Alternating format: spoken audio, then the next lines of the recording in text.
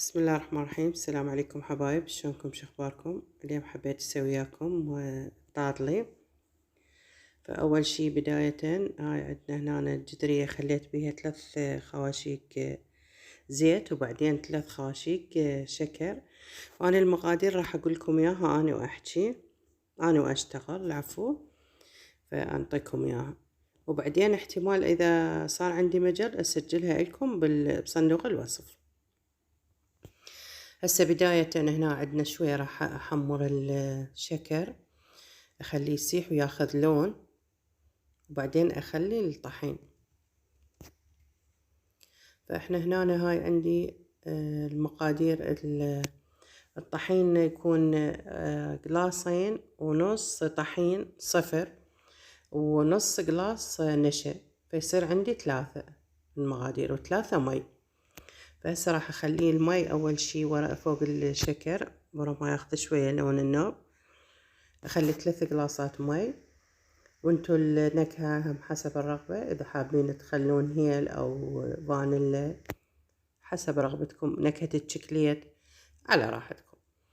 فهنا عندنا راح اخلي 3 اكواب مي او 3 قلاصات، انتو حسب الماء الشيء اللي تقيسوه. ورا ما يفور عندي المي راح اخلي 3 قلنا طحين، 2.5 كوب طحين ونص كوب نشا، راح اخليه فوق الجدرين. هسه راح اخلي وياكم المقادير. هنا خليت المي، اول ما يفور المي شوية يعني فور قليلة انا اخلي الطحين انزله.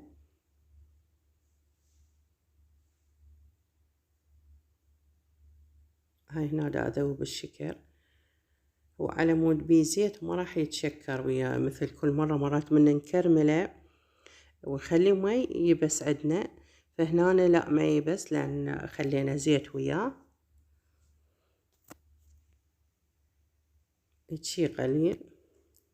هنا عندنا فار المي، راح اخلي الطحين.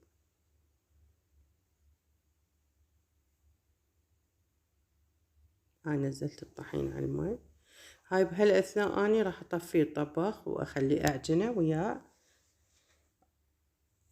طفيت الطباخ وخليته اقلب بيه، وبعدين انزله بالصينية واعجنه بايدي شوية على مود تصير لمس، يعني يصير ناعمة العجينة.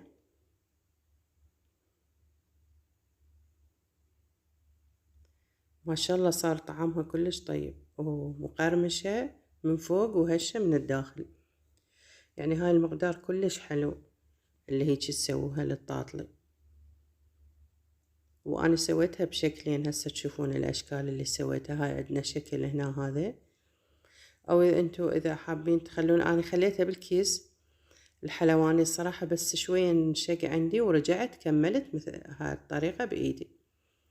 هيجي كملتها بهاي الفورمة، عندي وسط هاي الفورمة، بس كلش حلوة طلعت بعدين الشكل مالتها، طعمها كلش طيب. والنكهة مالتها أنا خليت نكهة هيل، خليت الهيل يعني مطحون عندنا وخليته.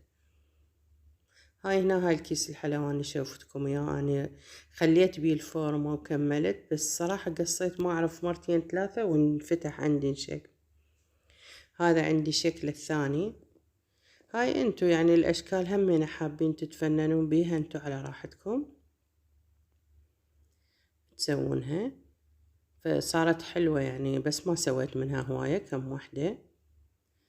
وشكل اللاخ هسه هماتينه تشوفونه ان شاء الله. العفو. هاي هنا بالكيس الحلواني، بس بعدين انفتح عندي ما اعرف ليش، فطلعتها نزلتها خلي كملتها بايدي.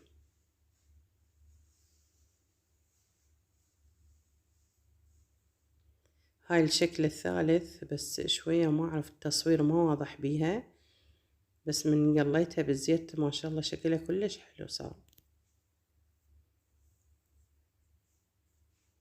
هسه راح اسوي من عندها كم وحدة وتشوفوها، ومن نقليها تشوفوها شلون طلعت حلوة. ما اعرف ليش التصوير عندي صار على النص هيجي شكله، يعني الصورة ما مبينة كليتها، ما واضحة،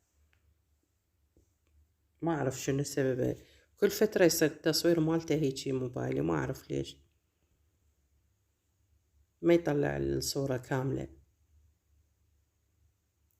بس ما شاء الله هاي الطريقة كلش حلوة وناجحة، وأتمنى إن شاء الله تجربوها، لأن الطعم والنكهة صارت البي كلش طيبة وشكله كلش حلو. هاي دا أشوفكم بهاي أنا سويتها.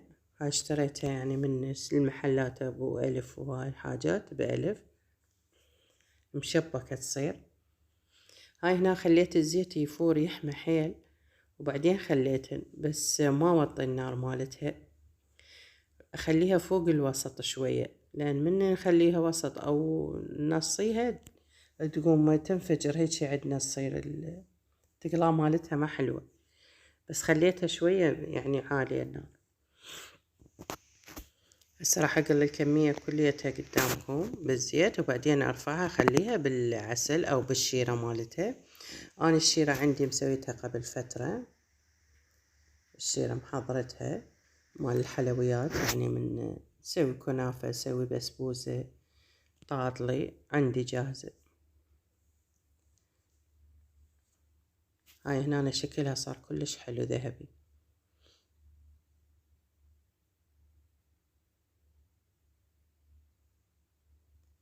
أنا رفعتها بالماء من أول مرة حتى ما يصير بيها الشيرة، ما يصير بيها زيت، هي وحارة رأسا بالماء صفيتها من الزيت وبعدين ذبيتها على الشيرة.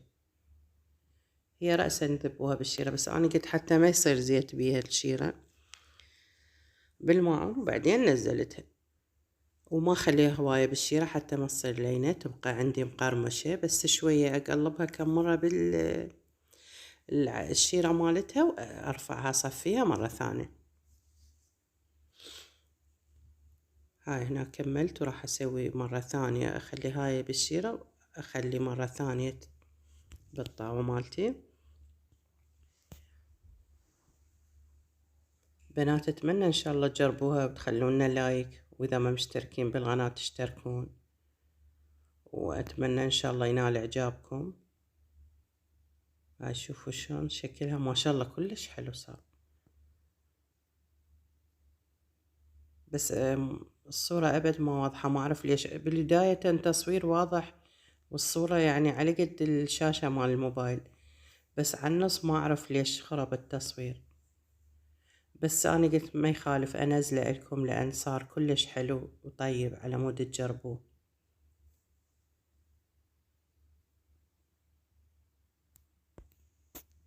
والشكل ما شاء الله كلش حلو شكله صار، خاصة الشكل الثاني الثالث اللي بالزخرفة صارت مقرمشة كلش هواية، طعمها طيب.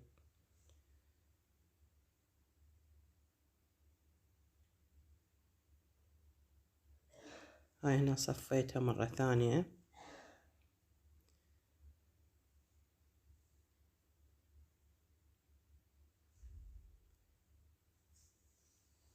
هسه راح أكمل هنا، خليتها قبل على الزيت، لأن هاي آخر مرحلة، آخر مرة يعني.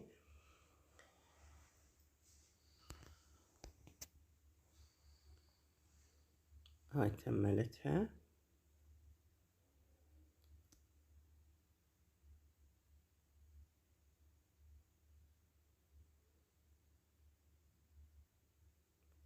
ما أقلبها هواية بس تشرب عسل شوية يعني من الشيرة العفو، وأصفيها مرة ثانية حتى ما تصير طرية لينة، تبقى مقرمشة.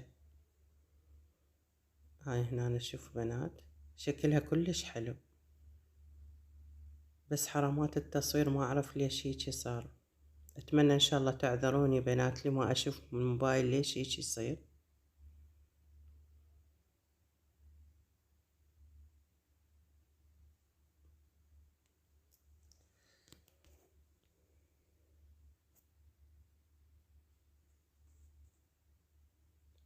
هاي هنا كملنا المرحلة الأخيرة.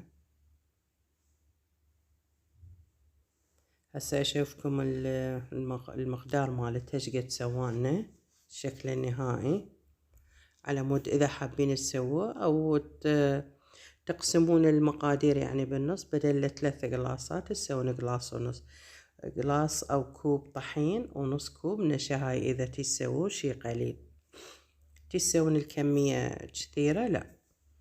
هاي هنا الشكل النهائي وهاي الكمية كليتها. أتمنى إن شاء الله مشاهدة ممتعة وما تملون من عندنا، واعتذر إذا الفيديو طال عليكم أو مثل يعني ما حبيتوا، أنا أعتذر عنكم. علينا وعليكم ألف عافية ومع السلامة حبايب.